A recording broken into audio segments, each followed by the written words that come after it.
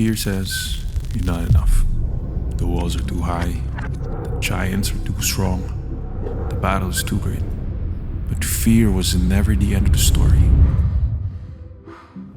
Because when God calls, He also strengthens.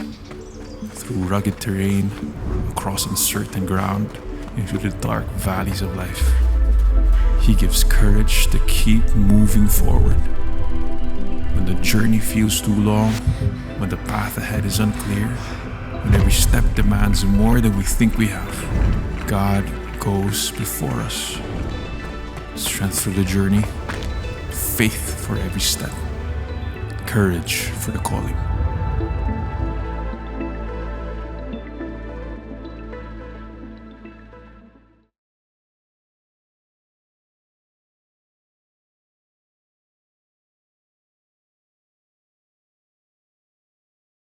So, manalangin po tayo.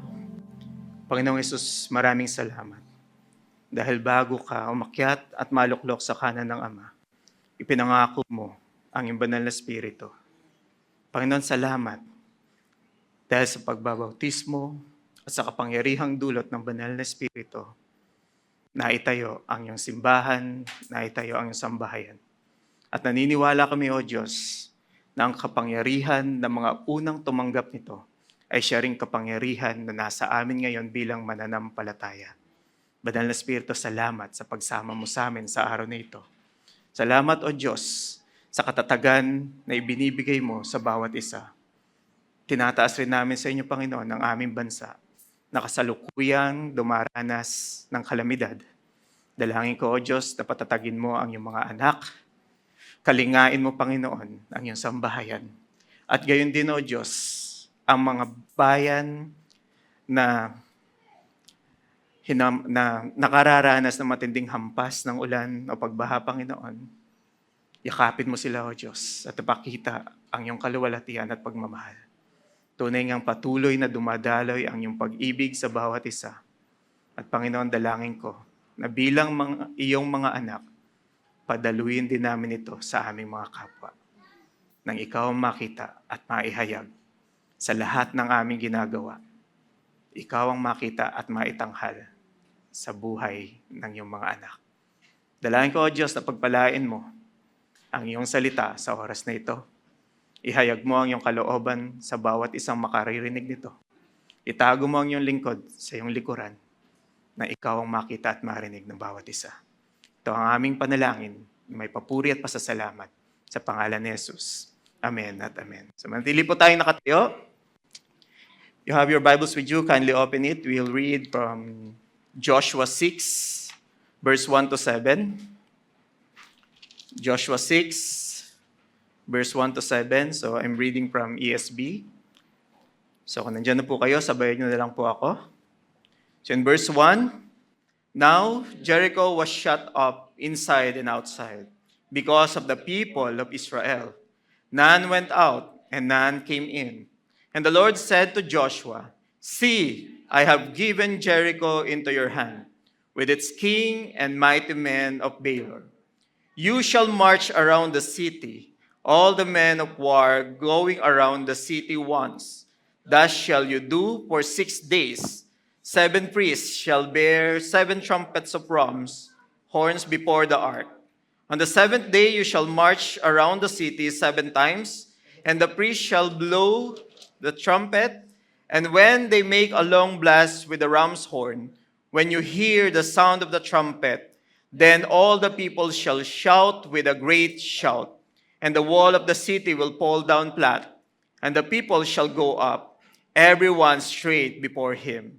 So Joshua the son of Nun called the priests and said to them, take up the ark of the covenant, and let 7 priests bear 7 trumpets of ram horns before the ark of the Lord.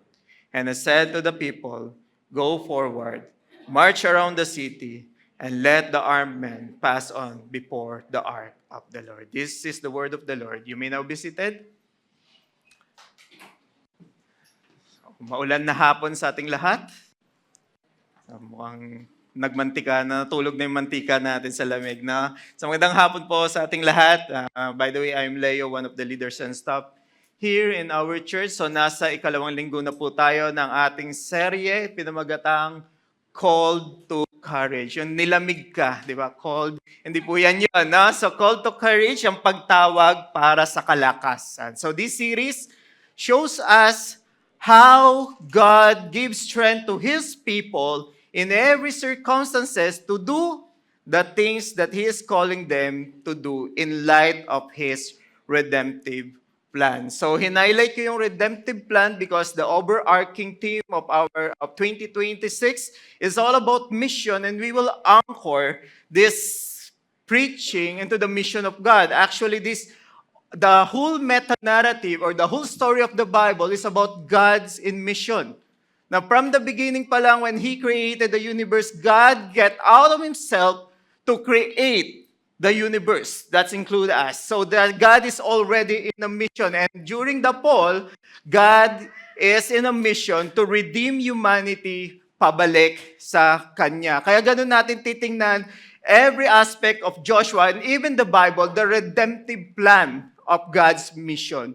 Bakit? Sa ganitong perspektibo, makikita natin na the Bible is not about us. This is all about God. Kasi madalas, we handpick scripture and then we apply it in our lives. Wala namang masama doon, pero that is prone na miscontext tayo sa bawat scripture na kinukuha natin. Example, Joshua 1:8. Do not let the book of the Lord depart from your lips. Meditate on it day and night. Sabi doon, so that you will be prosperous and successful.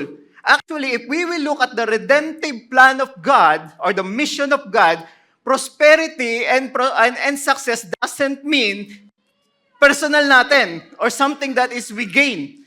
Actually, kung titingnan natin sa perspective ng God's mission, ganito yan. As we do God's mission, guided by His Word, we will be prosperous and successful. Prosperity o yung we will be prosperous, ibig sabihin nun, a wisdom na ibibigay niya sa atin in every situation as we do the mission. So ganun natin siya titingnan. Even in Joshua, this is the story of God. This is not the story of Joshua or Moses or of the Israelite, but this is the story of God redemptive works through the Israelites to reach the nation, that include us. So that is the redemptive plan of God. So last week we talked about the courage to move forward. Sabi ni Kuya Rodel, no, courage is not an absence of fear. It is choosing to move forward in faith despite fear. Hindi ibig sabihin pag courageous ka, wala na yung takot. Merong thin line between fear and faith. So napakaano lang nun. Minsan, ganito yan, no? Pagpasok natin sa church, ang taas ng faith natin. Praise God, napapaluha tayo sa bawat kanta na inaawit natin, talagang natatouch siya, gusto nga natin lumuhod. Pero paglabas dyan, ng pintong yan, pag may natanggap tayong balita na hindi kagandahan, madalas, takot na agad yun ang pumutawi sa atin. Tama ba? Or ako lang? Di ba? Ganon. Kasi napakanipis lamang ng linya sa pagitan ng pananampalataya at takot. At madalas, tumatawid tayo. That's why, kaya pinag-uusapan natin to, kasi ang rason kaya tayo nagpapatuloy, hindi dahil malakas tayo, kundi dahil malakas ang Diyos na kasama natin. So when a person knows the purpose, kung alam natin yung purpose ng Panginoon, at naniniwala tayo na kayang i-accomplish ng Panginoon yung purpose na yan sa buhay natin, we can be strong and courageous. Tingnan mo yung katabi mo, sabi mo, pakatatag ka. Antok lang yan, tiisin mo. Okay. So, call to courage, di ba? So, today we will contrast yung fearful response of the Israelites doon sa Numbers 13:14. Sana nabasa na natin yung Numbers 13 and 14, no? Yun yung story ng 12 spies na pinadala ni Moses. Hindi ko na ulitin yung jokes ng 12 spies na pinadala ni Moses. And then, pagbalik ng 12 spies, 10 yung may negatibong ulat. And then, 2 lang yung nagsabi na, tara, puntahan natin. We will conquer it by the name of the Lord. Which is Joshua and Caleb. So ano nangyari? Because dun sa 10 nagbigay ng negatibong ulat, ano nangyari? Natakot yung buong bayan ng Israel. And then dun na nagsimula yung 40 years of wilderness na pinagdaraanan nila. O, bigyan ko lang ng context yung bigyan ko lang ng ng perspective ko ano yung 40 years in wilderness. Actually, almost 1.8 to 2 million yung lumabas ng Egypt. Diba? Sa wilderness, kung titingnan natin, 40 years na wash out yung old generation or Egypt generation. So for 1.8 million, divided by 40 years, so kayo na lang mag-compute, average of 85 katao yung namamatay araw-araw. Imagine 40 years, di ba? That is a funeral walk or funeral wilderness. Bakit? Because mas pinaniwalaan nila yung negatibong ulat ng 10 espiya kesa sa pangako ng Diyos na ibinigay niya 40 years ago to Abraham. 400 years ago kay Abraham. So, yun na. In Numbers 13:28, sabi dito, no? However, the people who dwell in the land are strong, and the cities are fortified and very large. Ito yung isa sa mga ulat ng 10 spies. So, naramdaman nila, they feel that the situation is too much to bear or too difficult to manage. Actually, however, kasi yung unang balita niya, napakaganda. Pinakita nila yung harvest, yung ubas, at yung mga fruits na galing ng promised land na ang lalaki. Diba? Nakulang yung hindi mo kayang imerienda yung isang ubas. Ganong kalaki. Pero okay na eh. Biglang, however, the people who dwell in the land are strong and the cities are fortified and very large. So nakita nila yung kanilang limitasyon. Nakita nila yung kung gaano kahirap or gaano kalakas yung bayan na sasakupin nila na ibinigay ng Panginoon sa kanila. Mas nakita nila yung pagsubok na nasa harapan nila kaysa yung pangako ng Diyos na ibinigay sa kanila. So ano yung dito? They are feeling overwhelmed.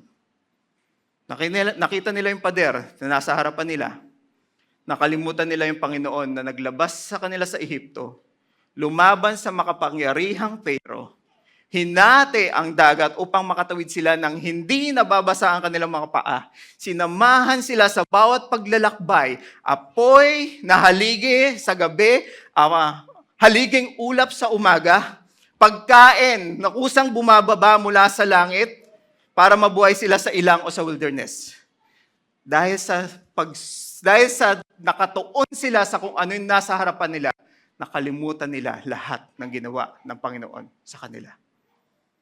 Hindi naging sapat sa kanila yung ipinamalas na kapangyarihan at pagkalinga ng Diyos.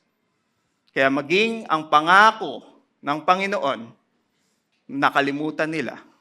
At hindi rin naman tayo nalalayo sa kanila. May mga pangako tayo na pinakahawakan. Tama? Wala. Ako lang, Lord.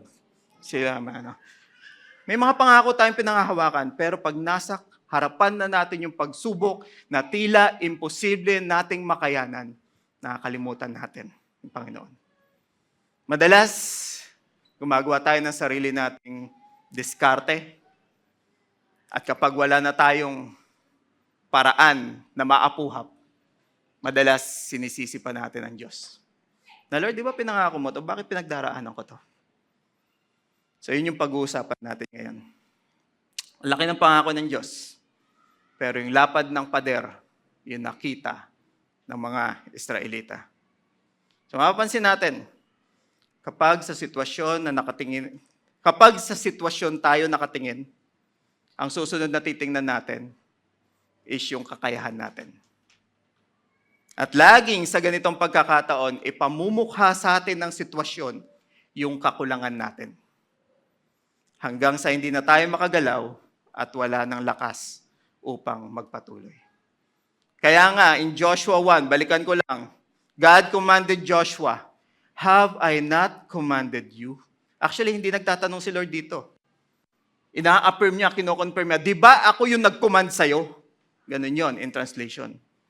Be strong and courageous. Do not be frightened and do not be dismayed. Actually, the word frightened dyan means to stand back or sa point na hindi ka na makagalaw because you are overwhelmed by the challenges or fear. So, ganun dyan. Ibig sabihin yan, stagnant ka na sa sitwasyon mo. And yung dismayed, okay, stagnant ka na sa sitwasyon mo, nadurog ka pa ng sitwasyon mo. Kaya sabi ni Lord, have I not commanded you? Hindi ba ako yung nag-utos sa'yo? Be strong and courageous. Do not be frightened and do not be afraid. Bakit? For the Lord your God is with you. Hindi nagpa-power trip si Lord na, ito lang gawin mo, maging strong and courageous ka. Maging strong and courageous ka kasi kasama mo ako. That is what God's telling to Joshua in Joshua 1, verse 9. The assurance of promise. The Lord your God is with you. Church, if you are sons and daughters of God, Jesus promised another comforter, the Holy Spirit, dwells in us. The Holy Spirit, who is God, is with us always. That's why Jesus in Matthew 28, I will be with you through the end of the ages, even in the end of the ages. Yes, that fulfilled when the Holy Spirit dwells in us. Pero sabi nga, yun nga, no? So, God's presence and His enabling are with us as we obey His will and fulfill the calling He has given to us. As we obey God's will and fulfill the calling He has given us, we can move forward in faith, trusting that His presence and His enabling are with us. So, nasa introduction pa lang po ako. Ito yung points natin last week. So, tingnan natin kung paano si Joshua nag-move in faith in spite of the massive wall in front of them. Joshua 6:1. Jericho was shut up inside and outside because of the people of Israel. None went out and none came in. So, shut up. Pakisabi sa katabi mo, shut up. Makinig muna tayo, okay? Ibig sabihin yan, isinara yung pagkakasarado. Ganun ibig sabihin, shut up, parang sinara mo na yung sarado pa. So ganun yan in Tagalog translation. So ganun yung takot ng Jericho because nakita nila or narinig nila kung ano yung ginawa ng Panginoon doon sa Ehipto at nakarating na sa kanila yung balita. Pero let's look at the Jericho. Jericho was a strong city. It was secured. It was heavily fortified. Actually, Jericho, in the land of Canaan, siya yung pinakamalakas na city and fortified. Bakit? Kasi siya yung gate in the south. So siya yung dapat pinaka-depensa nila para hindi sila mapasok. So from human perspective, conquering it seems impossible. It was fortified for reason. Jericho served as a guardian city of the southern part of Canaan.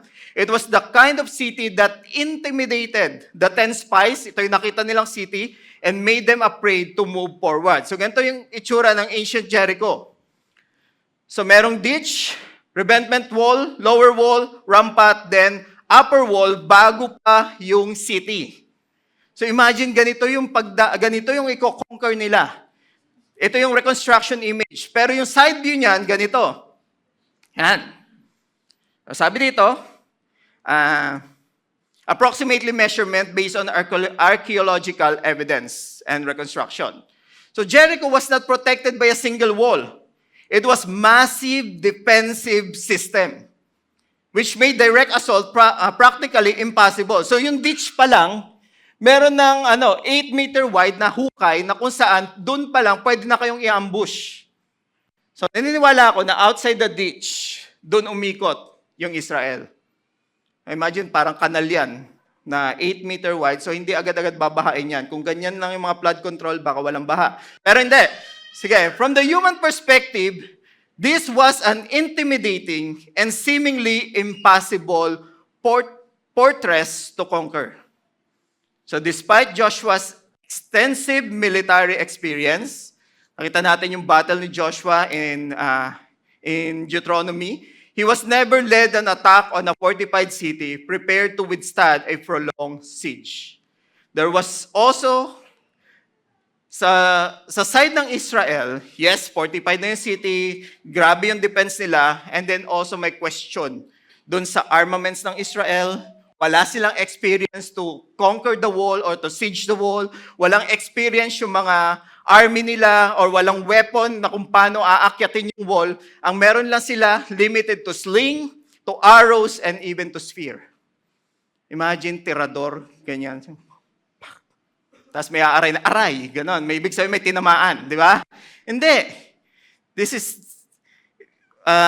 Jericho seems impossible to conquer para lang silang straw against the wall of Jericho. So yun yung problema. Yan yung challenge na nasa harapan nila. Balikan natin yung verse 1. Jericho was shut up inside and outside because of the people of Israel. The gate of Jericho was tightly shut because the people were afraid of the God of Israel. In chapter 2 ng Joshua, nung tinago ni Rahab yung dalawang spies, ano yung sabi niya doon? Chapter 2 verse 9, I know that the Lord has given you the land. This is Rahab, an Amorite na nasa loob ng Canaan, o nasa loob ng Jericho. I know that the Lord has given you the land, and that the fear of you has fallen upon us, and that all the inhabitants of the land melt away before you. Alam na ng buong Jericho kung ano yung ginawa ng Panginoon doon sa Egypt, kung ano yung ginawa ng Panginoon, even sa Jordan, nung tumawid na yung Israelites, takot yung buong Jericho, kaya nila isinara yung gate nila. They fear God. They fear the God of Israel. But instead of repenting their sins, they trusted in the strength of their wall. Sa halip na humingi ng tawad sa Panginoon, sa halip na mag-submit sa Panginoon, they trusted their wall.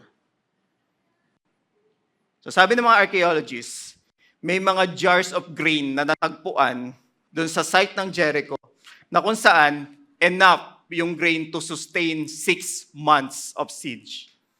So hindi sila nagsara lang. Plinano na nila yan for 6 months. Imagine, dayo yung Israelites doon. Although nakakain na sila ng produce of the land, nung pagtawid ng Jericho, pero 6 months paikot-ikot ka.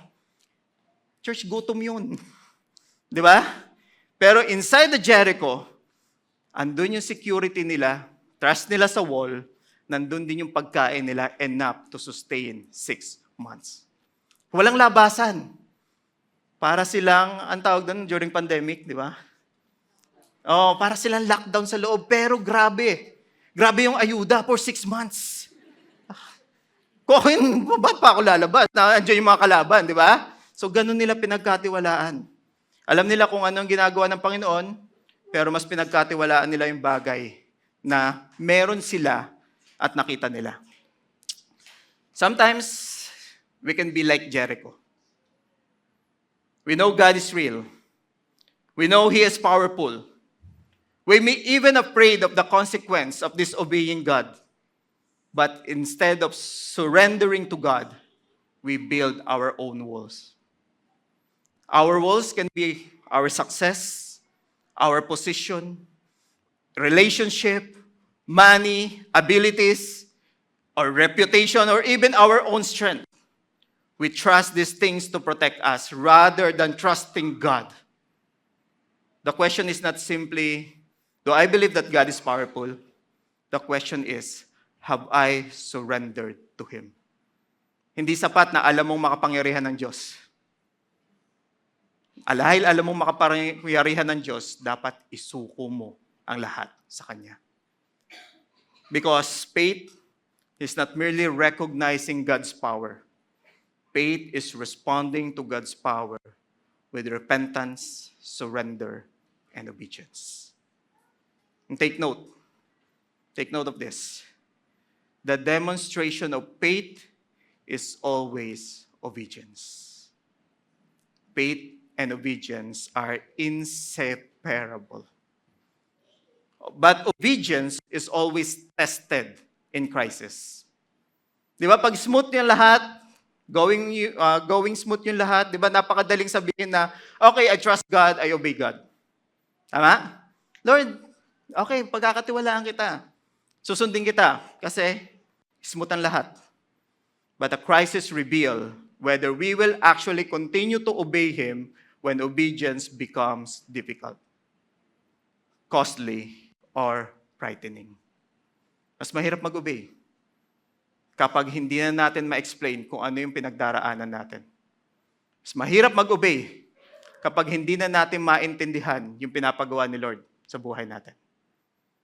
But that is where faith develop. Verse 2. And the Lord said to Joshua, "See, I have given Jericho into your hand with its king and mighty men of Baylor." So I highlighted C kasi hindi yan A, hindi yan B. C. Hindi, joke lang yan. So, C, in other translation means behold, a command that emphasize a great importance. Parang sinasabi ni Lord, pinapakita niya yung Jericho. Sabi niya, tingnan mo maigi, pagkatitigan mo, huwag kang kukurap. I have given Jericho into your hand. The promise of God. Ano yung nakikita ni Joshua sa harapan niya? A fortified city, a fortress that appeared impossible to conquer. And then looking at Israel, nakikita niya limitation and weakness. But looking unto God, assurance of victory. Church, hindi ko alam yung pinagdaraanan ng bawat isa. Hindi ko alam kung gaano kalaki yung Jericho na nasa harapan mo ngayon. At marahil nasa sitwasyon tayo na nakikita natin yung kaliitan at limitasyon natin dahil sa pagsubok na kinakaharap natin. We should look to God and see our circumstances through the lens of faith. Church, kung di mo mahanap o maapuhap yung kalakasan at pag-asa sa mga nakapaligid sa'yo, tumingin ka sa Ama na sa langit. At makikita mo na lumalaban ka hindi para sa tagumpay, kundi dahil matagumpay ka na, kaya ka lumalaban. Ang isang Kristiyano, kinakaharap natin yung mga suliranin or mga challenges ng mundo hindi para magtagumpay. Ginawa na yun ng Panginoon para sa atin. Matagumpay na tayo, kaya we have the courage to move forward. I hope, hindi ko naman i-disregard yung katotohanan na malaki yung suliranin na nasa harapan natin ngayon. Pero sana, hindi nun matabunan yung katotohanan na mas malaki ang Diyos na nagmamahal sa atin. See, I have given Jericho into your hand with its king and mighty men of Baylor. Notice kung paano ginamit ni Lord yung I have given. Past tense. Not I will give. Ibig sabihin lang nun, victory was assured. Bago pa man sila lumaban, andun na yung tagumpay. Not just the wall. Hindi lang yung wall. Sabi dito, with its king, the highest power and authority, and mighty men of Baylor, the well-equipped, well-trained, and valiant warriors of Jericho. Ibig sabihin nun, walang opensiba o walang depensa ang pwedeng humadlang sa inyo as you conquer Jericho. Bakit? Because God already given Jericho into their hands. Israel faced a significant challenge, yet they also held a profound promise. True faith believes God for the impossible, hold on to His promise, and keeps moving forward even when the battle seems unconquerable. So we must learn not to look at our challenges as dead ends. Yung challenges na meron tayo, hindi yan dead ends. That is an opportunity for the Lord to work into our lives. Hindi mo kaya? Panghawakan mo yung pangako ng Diyos. At hayaan mo siyang gumalaw sa buhay mo. Madalas may mga pangako tayo na pinanghahawakan natin sa Panginoon. Pero madalas, tayo yung gumagawa ng diskarte para matupad yung pangakong yun sa buhay natin. Church, napakalaki ng misyon ng Panginoon na kung saan inanyayahan niya tayo na mag-participate. At sa lawak ng mission na yon, hindi natin kaya. At wala tayong magagawa para tulungan ng Diyos. Ang kailangan natin, ang tulong ng Diyos at kalakasan mula sa Diyos as we do and answer the calling na pinapagawa niya sa atin. Maging handa lang tayo sa pagsunod kung ano man yung ipagawa niya. Naintindihan man natin o hindi. Going back to our text. You shall march around the city, all the men of war going around the city once. Thus shall you do for 6 days. 7 priests shall wear 7 trumpets of ram's horns before the ark. On the 7th day you shall march around the city 7 times, and the priest shall blow the trumpet. And when they make a loud blast with the ram's horn, when you hear the sound of the trumpet, then all the people shall shout with a great shout. And the wall of the city will fall down flat, and the people shall go up, every one straight before him. So, na-imagine ko lang yung conversation ni Joshua at ni Lord. No? Sa verse 2, sabi ni Lord, "See, I have given Jericho unto your hand." Ang si Joshua yon as a general. Okay, Lord, atakihin na natin. Okay, ready na kami. Atakihin na natin, no? Sabi ni Lord, ito ang gawin mo. After the promise, God gave the word. The Lord promised victory over Jericho, but His people will not simply to wait. They were to work. And Jericho would fall through their obedience to God's command. But the challenge is that strategy seems illogical and the battle plan is unusual. Tingnan natin yung sitwasyon. Ito yung Jericho. Massive walls, fortified city, mighty men of Baylor, military strategy, weapon, and warfare. Ano yung strategy ni Lord? Walk around the city, be silent, blow the trumpets, shout. To military expert, it was ridiculous, unnecessary, and foolish. Sabi ko nga, Lord, grabe yung challenge sa mga babae kung may sumama dito, no? Be silent. Tatawat po tayo, no? Be silent, di ba? For isang ikot, no? Walk around the city, isang direction lang yung lalakaran mo. Wala na, sige na. Baka mabugbog ako pagbaba ko dito, no? So most of the time, God's strategy does not make sense to our human understanding. Tama? But faith does not require us to understand everything before we obey. Faith takes God at His word and move forward in obedience. Ang tawag ko doon, reckoning faith. Reckoning faith. Faith that counts God's promise as true and acts in obedience to them. Reckoning faith, ibig sabihin pinangahawakan mo na totoo yung pangako ng Diyos because of His character. At kahit ano pa mangyari, kahit impossible pa yung utos niya, you will move forward.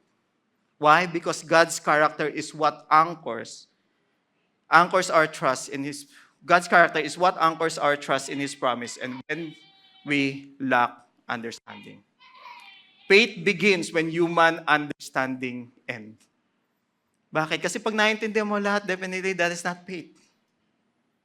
May mga command ba si Lord sa buhay mo na hindi mo maintindihan? Do it. Ang daming bagay na inuutos ng Panginoon sa kanyang mga salita na minsan hindi natin maintindihan.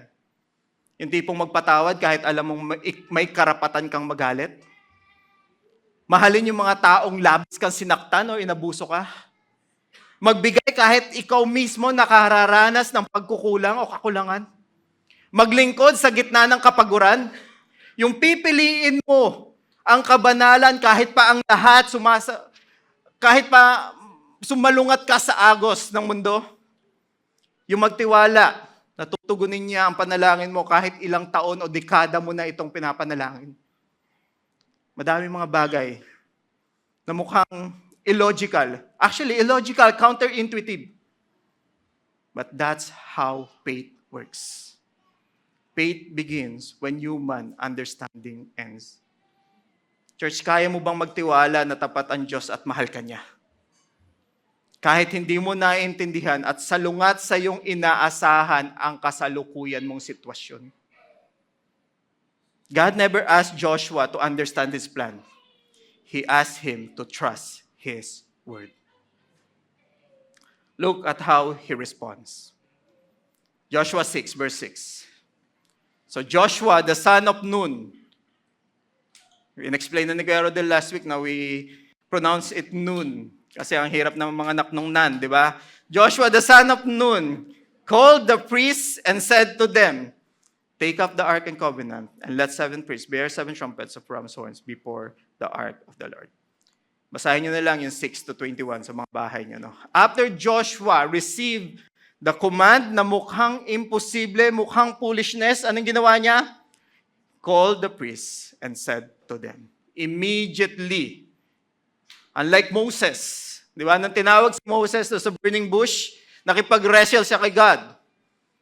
Lord, hindi ako magaling magsalita, and so on and so forth. Pero dito, Joshua responded with immediate obedience. But take note, this is not a one-day event. Sabi nga ni Lord, this lasted for 7 days. So I'm sure, sa day 1, ito yan, medyo, in-imagine ko lang yung kung ano yung sitwasyon nila, no? Kaya ang tagal ko nakagawa ng preaching. Day 1, iikot sila. Takot na takot yung Jericho. Day 1, umikot yung Israel.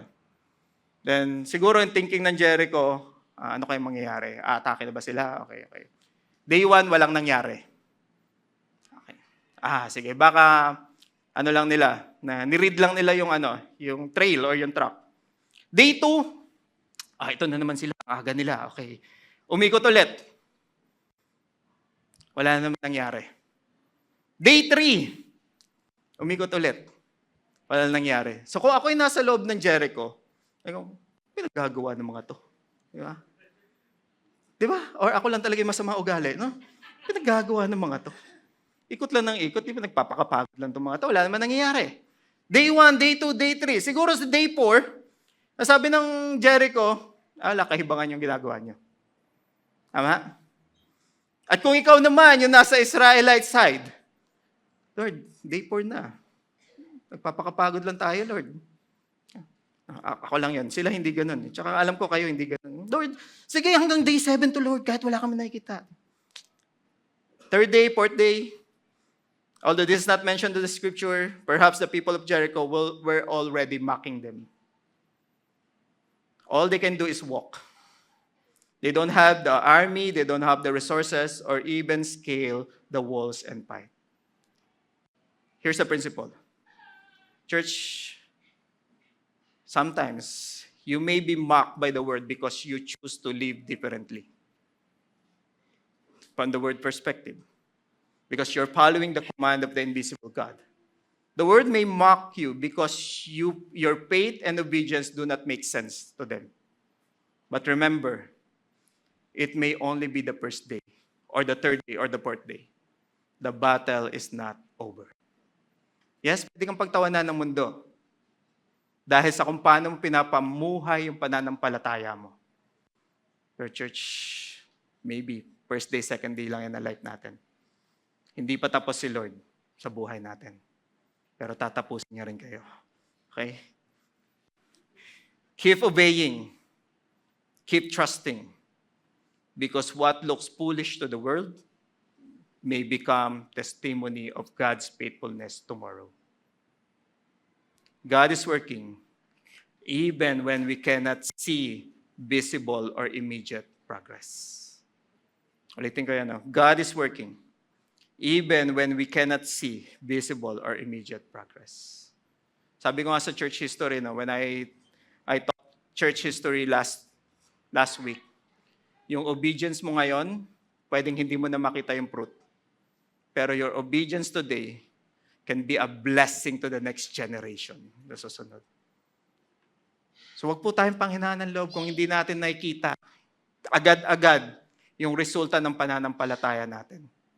At naniniwala ako, habang sinusunod natin yung Panginoon, hindi man natin maintindihan yung kanyang kaparaanan, unti-unti, pinalalago at pinatataas niya ang ating pananampalataya. Don't mistake the absence of visible progress for the absence of God's presence at work. Church, keep praying even when you don't see an answer. Keep obeying even when circumstances haven't changed. Madalas hindi binabago ng Panginoon yung sitwasyon. Ang binabago niya, yung puso mo kung paano ka tutugon sa sitwasyon.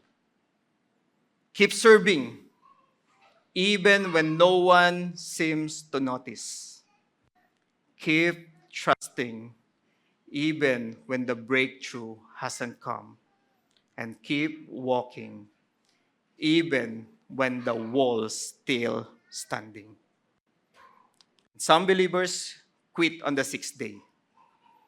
God often works quietly before revealing His work publicly. Galatians 6:9. And let us not grow weary of doing good, for in due season we will reap, if we do not give up. Think about Jesus. Before He began His public ministry, 30 years of normal life, and then 40 days in the wilderness, fasting and being tested. There were no crowds, no visible accomplishment, yet God was at work in that season of preparation. So kung di mo nakikita yung resulta ngayon, baka inihahanda ka ng Panginoon sa tagumpay na inilaan niya na para sa iyo. Keep on walking. Keep on trusting. Keep on obeying God's word. Faith, give us the courage to keep obeying and keep walking even when the walls are still standing. Huwag niyong panalangin na mawala yung pagsubok sa harapan niyo. Baka kunin ni Lord yung asawa niyo. Di ba? No. Huwag niyong panalangin.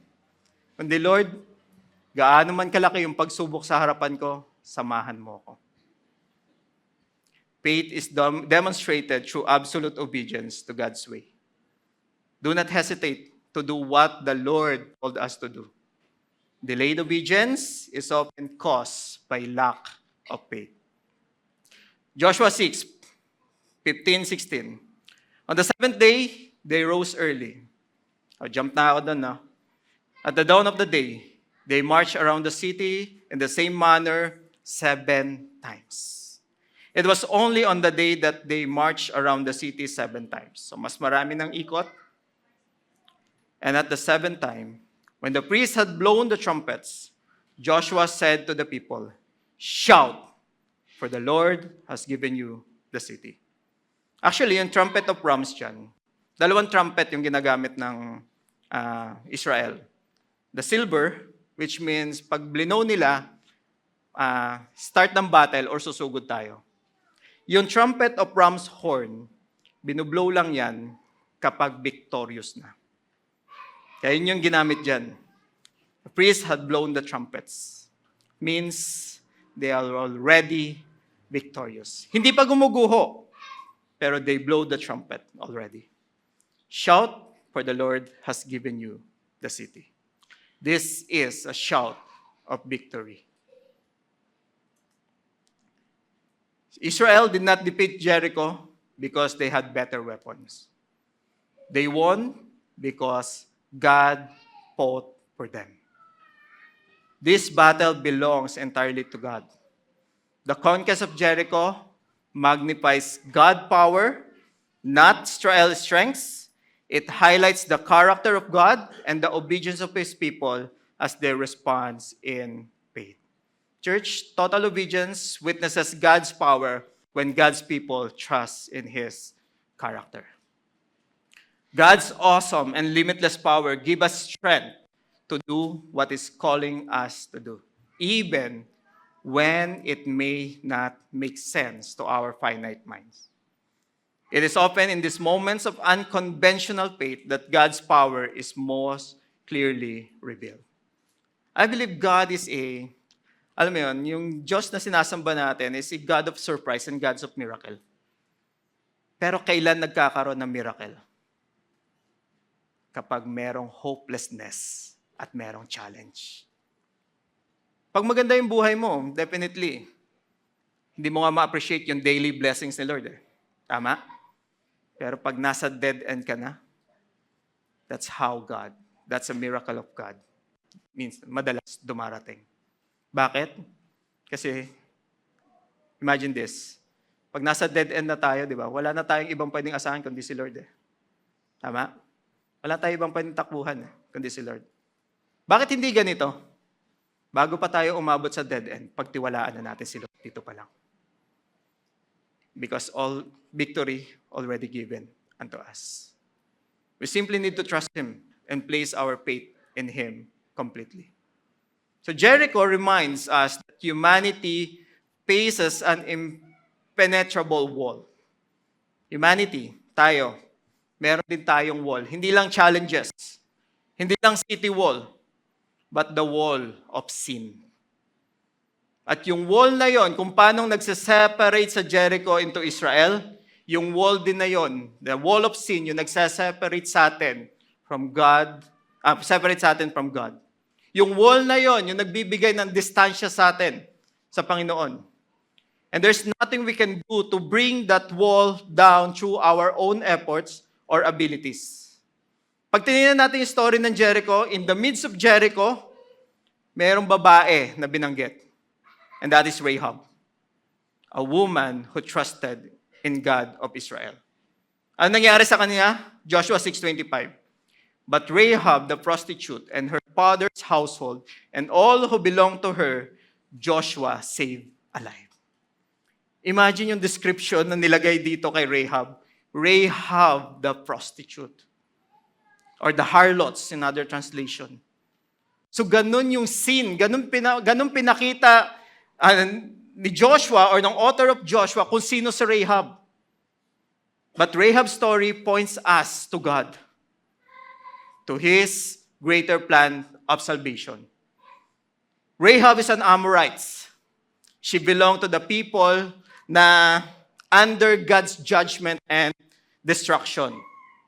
But by faith, she trusted in God of Israel and received mercy. Her salvation was not based on her strength or her righteousness. Prostitute nga siya sa tingin ng or ability to save herself.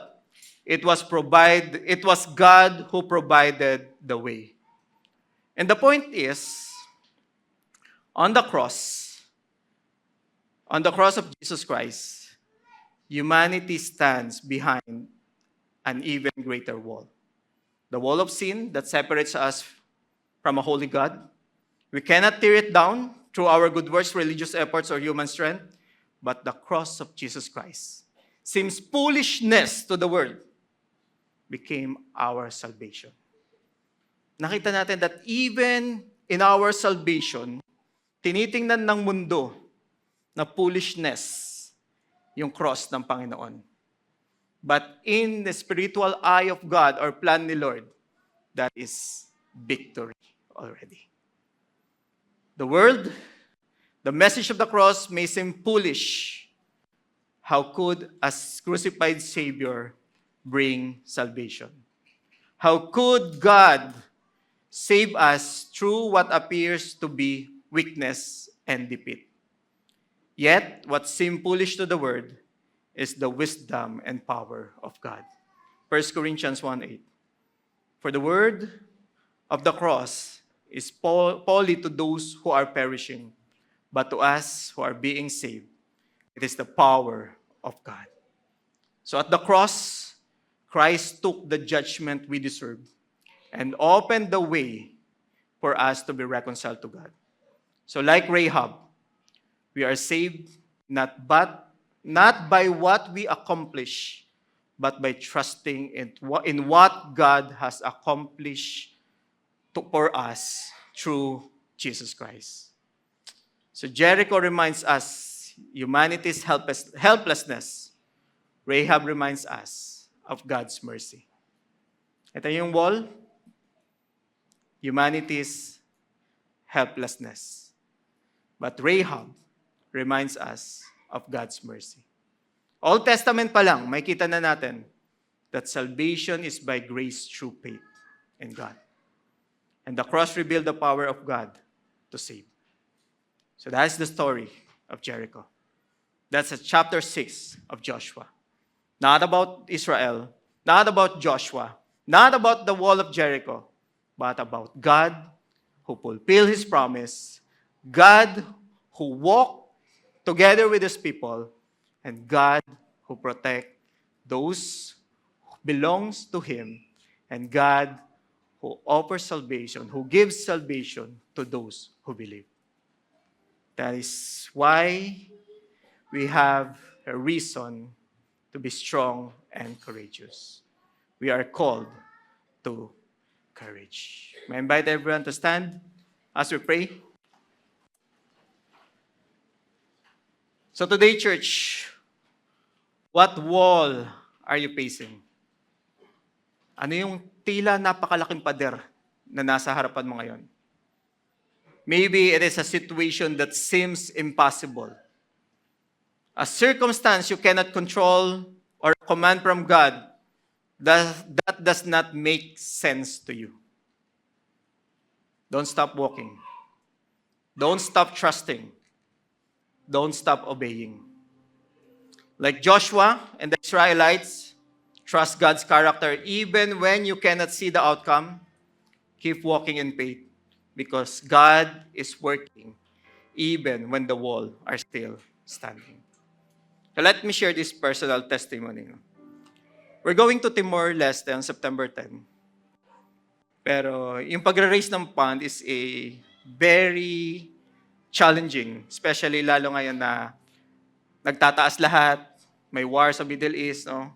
Taas yung gasolina, taas yung bilihin, height ko na lang yung hindi. Pero it seems a lot of challenge na parang, Lord, kaya ba? Ako to Lord, kaya ba? Si Lord pa yung tinanong ko, no? Ako yung isang tao na sigurista. Yung tipong I planned ahead para smooth lahat pagdating doon. So kinuha ko yung pinakamaagang training para maaga kami mag-start of our fundraising. Normally 3 months. Pero nangyari sa amin 4 months. Wala madiskarte tayo, di ba? Parang ganon. And then, 3 buwan yung lumipas. Actually, 2 linggo na lang. 40%. Deadline na. Lord, 40%? God? Lord, saan ko kukunin yung almost 70,000 in 2 weeks? Kahit mga rolling ako sa jeep, hindi enough yun, Lord. And then sabi ko, sige Lord, baka hindi mo na ako pinapapunta. And allow some people na lang, Lord. Ito lang yung prayer ko, itong mga taong to, sila na lang, Lord, kahit maiwan na ako. Pero I remember yung first conversation namin, Pastor Elijah, na sinabi niya, okay, do you want, you will lead Timor-Leste? Okay, sige. I'll pray for it. Then, nakausap ko yung senior pastor, okay, I'm sure and certain that God is calling me to this mission. Pero nandun na yung challenges. Ang laki ng wall, ang laki ng needs. Lord, kaya pa ba? Lord, pwede bang, okay na ako, Lord, na sila na lang. 2 weeks. 70,000. Then, okay, actually may nagbigay pa ng 20 pesos. And praise God. Lord, nadagdagan, 20 pesos. Na mali lang pala ng bigay. Okay, Lord. Then 1 week na lang. Lord, let your will be done. Ganun yun. Pag hindi na tayo sigurado sa sitwasyon, Lord, let your will be done. Okay. Saturday morning, sinek ko yung yung MPD ko. Then sabi ko, nalimpungatan lang yata ako. Pagtingin ko, minessage ko yung nagbigay. Sabi ko, hindi ba sumobra lang yung 0 na binigay mo? Hindi mo na ito marerepand. Sabi niya, Kuya, lahat ng meron kami galing kay Lord. And I want to give it back to God. Ba't niyak ako nun? Sabi ko, sige. Parang, ang laki ng wall, imposible in that period of time. Yet, since God who promised is faithful, if this is His will, this is His bill. So, question is, ano yung promise ni Lord sa'yo? Mukha bang imposible? Yes, imposible yan sa sarili mong kakayahan. But with God, nothing is impossible. In Christ, we are more than a conqueror. In Him, the fullness of life. When we say fullness of life, hindi yan pag namatay na tayo, that even here at this very moment, God can give us the fullness of life. We can experience the fullness of life. Church, let's look at the redemptive plan of God. And as God commanded us to obey, di man natin maintindihan, obey. Kasi gaano man kalaki yung wall, yung challenges na meron ka, mas malapad, mas malalim ang pag-ibig ng Diyos para sa'yo. And perhaps, the greatest wall in your life is not circumstances. If this is the first time you hear this message, maybe this is a sin, a wall of sin, the wall that separates you from God. Balikan mo si Rahab. Rahab could not be saved herself. Israel could not bring the wall down by their own strength, and we cannot save ourselves through the good works. But God has provided the way through our Lord Jesus Christ. So if you have never placed your faith in our Lord Jesus Christ, surrender your life to Him. Trust in what Jesus had accomplished and be reconciled to God. Receive His forgiveness. The greatest miracle is not walls falling. The greatest miracle is a sinners being reconciled to God. So let us trust in His character, obey His word, and move forward in faith, because the God who brought down the walls of Jericho is the same God who through Christ brings sinners back to Himself. The God who brought down the walls of Jericho is the same God na nakakakita sa sitwasyon mo ngayon. And the same God who is concerned in every little details of our lives. Let's praise God. Let's pray. Lord, we thank you, God. We thank you for your message, God. We thank you for the book of Joshua, oh Lord. Thank you for the encouragement, oh God. Thank you, oh Lord, because we have a reason to move forward, not because of our strength, but because you promise that you will be with us, oh God.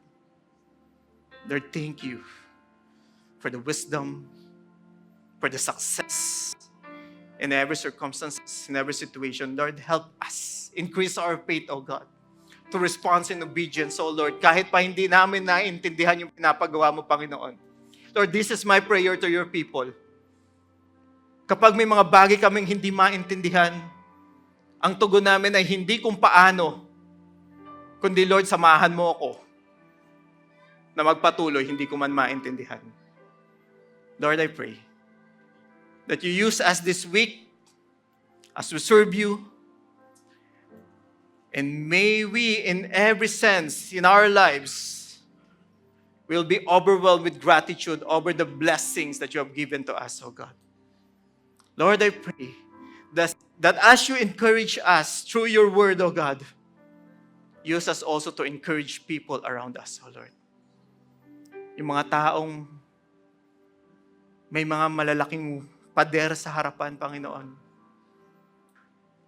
na tila nawawala ng pag-asa, Lord, gamitin mo kami upang ipakita sa kanila at ihayag sa kanila ang tanging pag-asa na meron kami.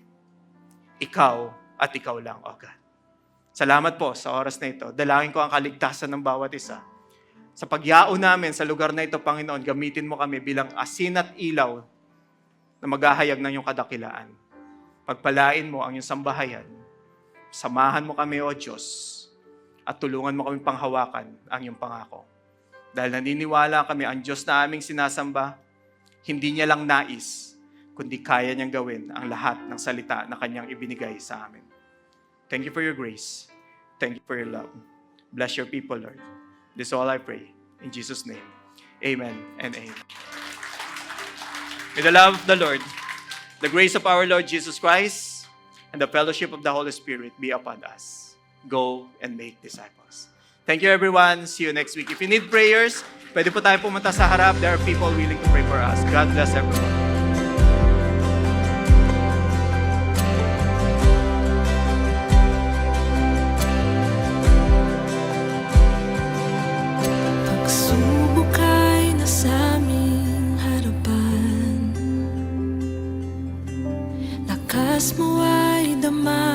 kahinaan. Kung minsan di alam ang dahilan, ngunit ikaw pala ay nariyan. Ika'y ligayang di mapantayan, sa gitna man ng lumbay at alinlangan.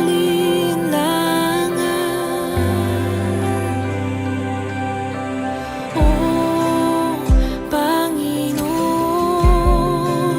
ang pag-ibig mo'y higit sa kayang ibigay ng mundo. Katapatan mo'y ihahayag ko upang makilala ang ngalan mo, Panginoon.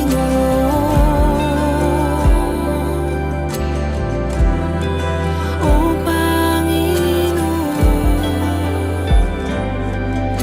Jesus, ika'y nasa aming harapan. Ikaw ay dama sa kahinaan.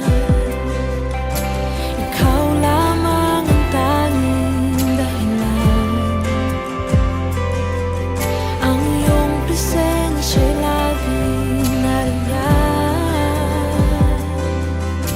Ika'y ligayang di mapantayan,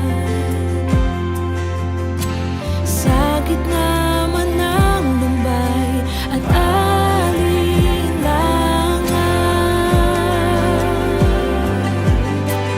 O Panginoon, ang pag-ibig mo'y higit sa kayang ibigay ng mundo. Katapatan mo'y ihahayag ko upang makilala ang ngalan mo, Panginoon. Ang pag-ibig mo'y higit sa kayang ibigay ng mundo. Katapatan mo'y ihahayag ko upang makilala ang ngalan mo, Panginoon.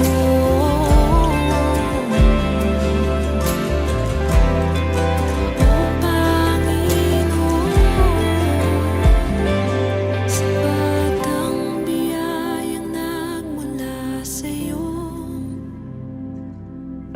sapat ang kaluwalhatian mo, sapat ang kapangyarihang tagalay mo.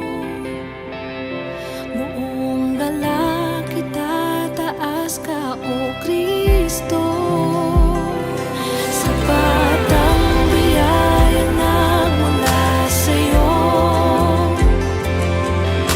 sapat ang kaluwalhatian mo, sapat ang kapangyarihang tagalay mo. Buong galak itataas ka, O Kristo.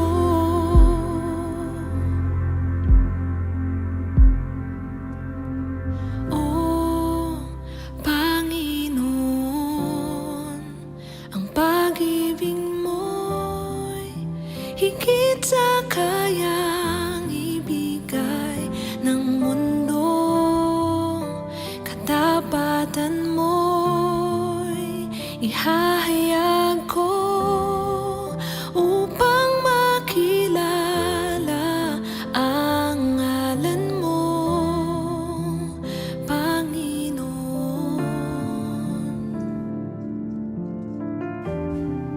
O Panginoon,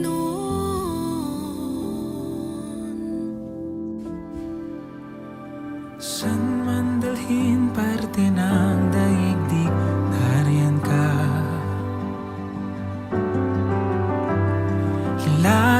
silangan, timog o kanluran, kasama kita. Hesu Kristo, ramdam ang lakas na dulot ng iyong pangako. Espiritu Santo,